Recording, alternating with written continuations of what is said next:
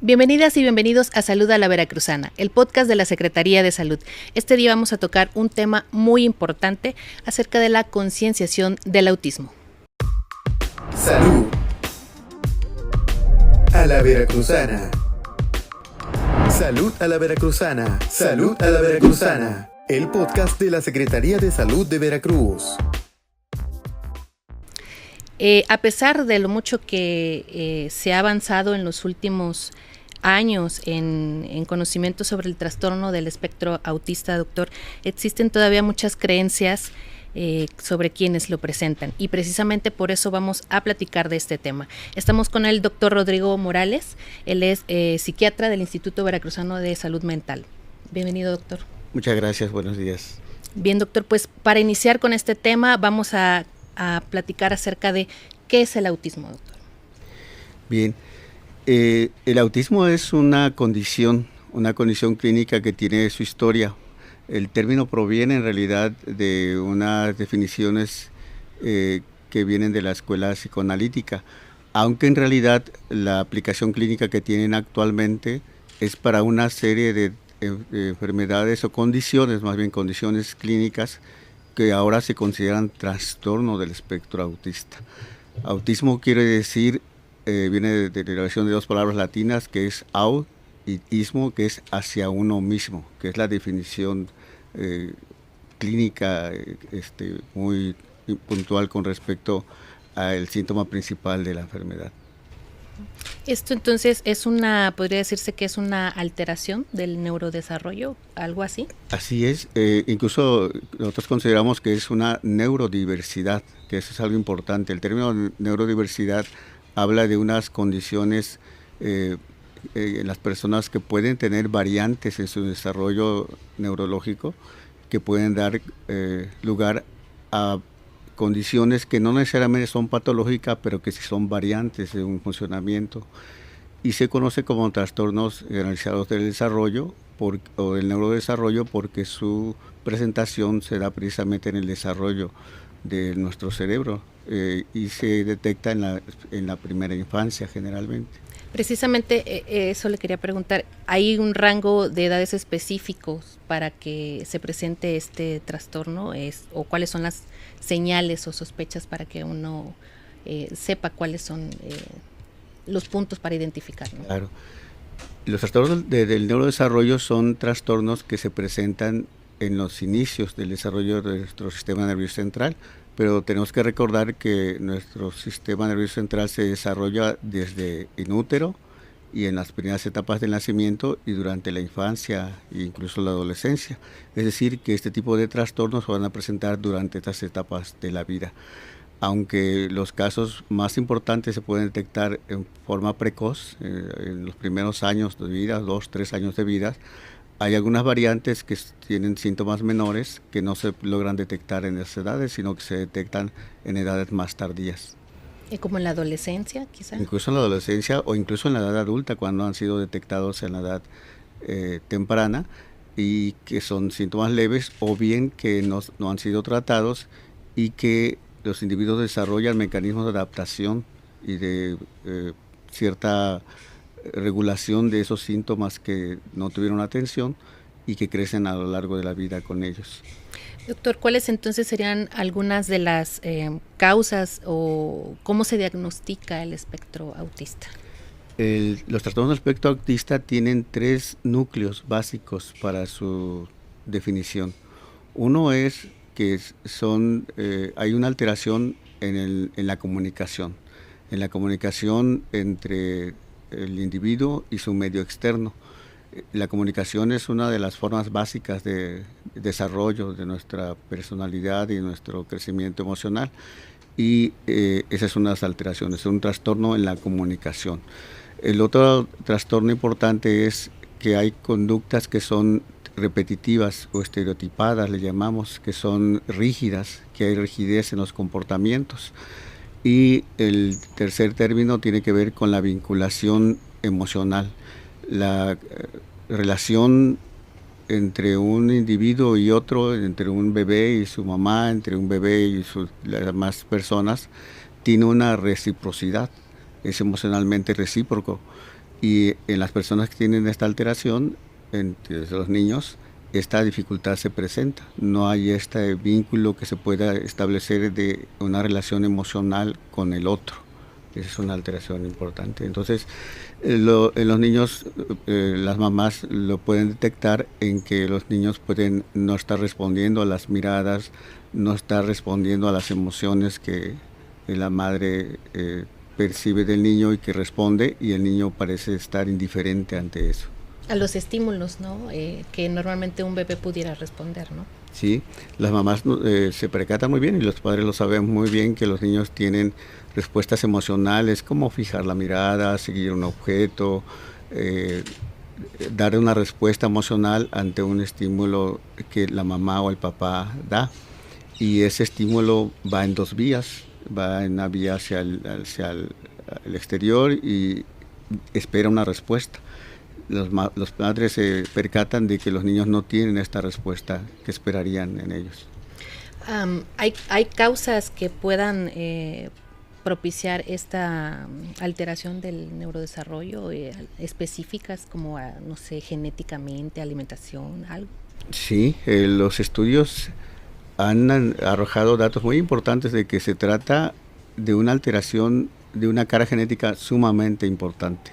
Es de una de las condiciones dentro de la salud mental que su origen tiene que ver con una condición de origen o de riesgo genético. Los estudios que se han hecho en gemelos, los estudios que se han hecho en hijos de padres con ciertas características, dan la posibilidad de aseverar de esta condición si tiene un componente hereditario importante. No se ha identificado por completo los genes específicos del trastorno, pero sabemos que está ligado a ciertas condiciones genéticas. Las encontramos en algunas enfermedades genéticas ya conocidas y en otras variedades en donde sabemos que el medio ambiente puede interferir en el desarrollo. Por ejemplo, un factor de riesgo para el desarrollo de trastorno del espectro autista es ser hijo de un padre o una madre añosa. Es decir, añosa le llamamos a una mamá de más de 35 años de edad, un padre de más de 40 años de edad, generan un riesgo para un bebé de tener un riesgo de un trastorno del espectro autista. Una madre fumadora, una condición genética ya de riesgo. Por ejemplo, hay padres que ya tienen algunos rasgos de estas condiciones y que se unen a una pareja que tiene también rasgos parecidos y dan la condición de poder desarrollar este tipo de trastornos. Es decir, que esto también entonces da para pensar en los padres y madres que en el cuidado también, ¿no? Del cuerpo, de la alimentación, de la salud principalmente, para procurar tener hijos sanos al final de cuentas, ¿no? Sí, el poder tener hijos sanos es un resultado de una planeación, de unos padres que se cuiden de su salud para generar hijos sanos, de que condicionen las mejores factores que puedan eliminar aquellas situaciones de riesgo. Si son, por ejemplo, si son consumidores o consumen algún tipo de sustancia ilícita como alcohol o tabaco aún de forma regular, en una mujer embarazada es un factor de riesgo importante que tienen que eliminar si desean embarazarse. Exacto. A largo plazo, entonces, ¿cuáles serían las situaciones en las que se pueden presentar en las personas que padecen autismo? No sé, porque a veces vemos el tema principalmente en los niños, ¿no? Cuando vemos que hacen alguna pataleta y todo, pero nunca sabemos qué hay detrás de eso, ¿no? Pensamos que el niño está en un ataque de berrinche, como normalmente decimos, no sé, algo al respecto de eso. No sabemos que a lo mejor puede ser un niño con trastorno del espectro autista, ¿no? Así es. Una condición que es muy importante entender, muchos medios de comunicación, generalmente el cine, a través del cine podemos entender o nos hacen llegar, digamos, cierta información, a veces no muy adecuada con respecto a qué es el autismo. Pero podemos imaginar dos ejes fundamentales. Uno es el desarrollo intelectual o la capacidad intelectual, que podría ser desde deficiente a sobresaliente, y la otra línea de desarrollo es la capacidad de comunicación o de lenguaje. Por eso se conoce a este tipo de problemas como trastornos del espectro, porque en realidad hay una gran heterogeneidad dentro de estas dos variantes, es decir, podemos tener un niño con una capacidad intelectual muy baja o baja y con un nivel de comunicación pobre, y esto generalmente son los niños que más fácilmente detectamos, porque tienen menos facilidad o menos oportunidad de poder tener mejor control de sus emociones. Son los niños que los padres lo detectan con más facilidad. Pero por el otro lado podemos tener un niño con una capacidad intelectual normal o incluso sobresaliente y con una capacidad de lenguaje también eficiente, y esos niños podríamos no detectarlos.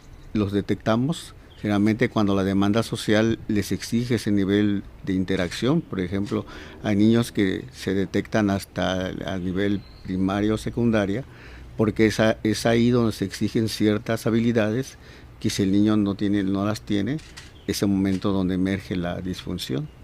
Y pasa que a veces estos niños que menciona usted que tienen esa capacidad mayor a la de su edad, a veces los confundimos o los tendemos a llamar como niños genios, ¿no?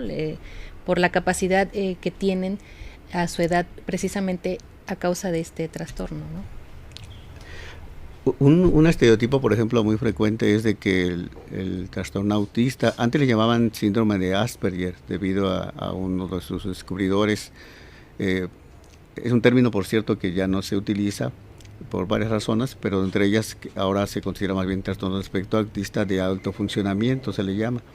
Y son niños que son muy brillantes, son niños que son muy hábiles en las partes intelectuales, pero que tienen una dificultad, por ejemplo, para las relaciones sociales, para la interacción social, o que tienen comportamientos que son rígidos y repetitivos y que si salen de ellos entran en situaciones de ansiedad o de mucha respuesta, o que son muy reactivas a medios. Por ejemplo, hemos visto niños que ante ciertos ruidos o ciertos estímulos responden en forma desproporcionada a lo que lo haría un niño o un joven de su edad. Entonces, para estos casos, ¿qué tratamientos existen para la población con este trastorno? En este espectro, dependiendo de la gravedad la disfunción, de la discapacidad y de que en área se encuentre la alteración con mayor gravedad, se dan tratamientos que van desde los tratamientos farmacológicos a tratamientos que son no farmacológicos.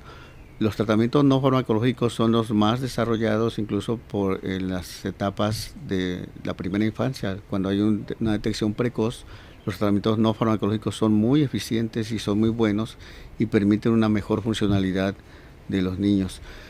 Los tratamientos farmacológicos solamente se dan cuando hay algunos síntomas que generan una marcada disfunción, por ejemplo, en un niño que tiene un brote de mucha irritación que puede tener riesgo de lesionarse, autolesionarse, o niños que tienen problemas conductuales muy severos.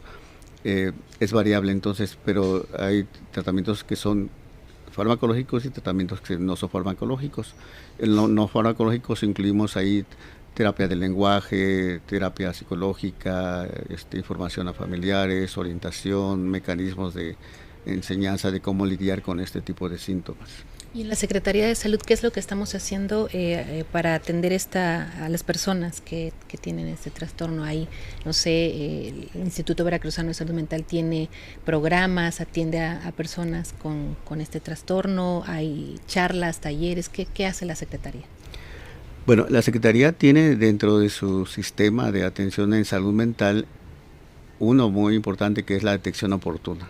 La acción oportuna incluye el que enseñemos a nuestros médicos generales, a nuestros pediatras, a detectar precozmente. La detección precoz es muy importante porque nos va a permitir interferir en la evolución de la enfermedad hacia una evolución más favorable. Una vez que se detectan, vienen las segundas partes, digamos, de la intervención, que sería la derivación adecuada.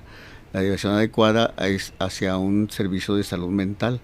Digamos que en un primer nivel, si un médico o una mamá detecta que su niño tiene alguna señal de alarma, que serían falta de contacto social, una falta que los niños generalmente se quedan observando un objeto que les llama la atención, pero que no es lo usual. O sea, por ejemplo, a un niño una novedad de un objeto le llama la atención y es posible entonces que fije su atención en momentos. Pero los niños con el trastorno del espectro autista se quedan mirando solamente un detalle del objeto. Un punto en específico, ¿no? El contorno, un cuadro, etcétera, ¿no? Entonces los padres detectan que algo no anda bien con esto en el niño. Las madres nos dicen que no es reactivo, o que sonríe de una forma desproporcionada, o que la emoción es desproporcionada con respecto al estímulo. Va con su médico en un primer contacto, el médico en primer contacto sospecha que pudiera haber alguna situación, lo envía seguramente al servicio de pediatría, el pediatra hace una evaluación completa. Es muy importante que nos quitemos también de la mente de estas ideas que tenemos de que los niños tienen sus ritmos de crecimiento, por ejemplo, ¿no? Y si tiene una alteración de la comunicación, del lenguaje, mucho cuidado con pensar que es un niño que va lento. Y podemos decir que va lento y que va a tomar su tiempo y en un momento más adelante va a hablar bien. No, tenemos que valorarlo. Es mejor hacer una evaluación adecuada. El pediatra, si detecta algunas señales de alarma, lo deriva a un servicio de salud mental.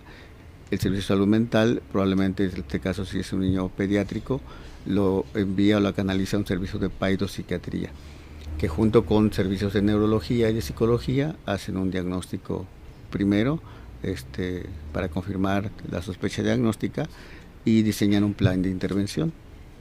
En los centros de salud de la Secretaría podemos llegar y recibir esta primera atención. Hay, no sé, cómo identificar este espectro. Sí, yo creo que eso consiste precisamente el que hagamos en sensibilizar esta gran campaña que tiene la Organización de las Naciones Unidas con respecto a la concienciación de esta enfermedad, es precisamente hacer sensible a todos los sectores, tanto en la detección, la derivación oportuna y el tratamiento adecuado.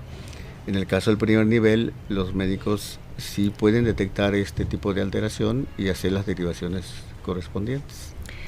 Sin duda este es un tema muy importante que debemos conocer precisamente por todos estos estereotipos que hay alrededor de este trastorno, ¿no? Doctor, ¿algo más que quiera agregar antes de despedirnos?